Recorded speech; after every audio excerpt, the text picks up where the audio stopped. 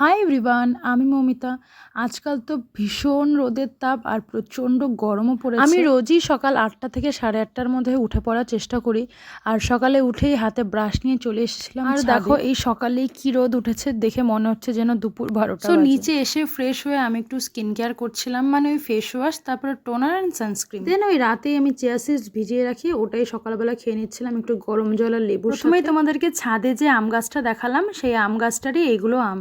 এই আমটা যে কি টেস্টি আর কতটা মিষ্টি খেতে, যে আমগুলো শেষ হয়ে গেলেই ভীষণ মন খারাপ। জানো তো, এটা আমাদের নিচের বারান্দা। এই আলপনাটা আমি প্রায় 1.5 বছর আগে দিয়েছিলাম একবার লক্ষ্মী পুজোতে। তো এটা না ফেড হয়ে গেছে, কবে থেকেই ভাবছিলাম যে এটাকে আবার নতুন করে একটু রং করবো, কিন্তু সময় হয়ে উঠছিল না। তো ফাইনালি আজকে করে নিলাম। তারপর আমার একটা পার্সেল এসেছিলো, ওই একটা লেগিংস কিনেছিলাম কুর্তির সাথে পরার জন্য। দেন আমি স্নান করে নিলাম আর লাঞ্চও সেরে নিয়েছি। দেন বিকেলবেলা বেরিয়েছিলাম, আমার দুটো পড়ানো ছিল, তারপর পড়ানো কমপ্লিট করে চলে এসেছিলাম বাড়িতে। তো that's it for today. Okay, by.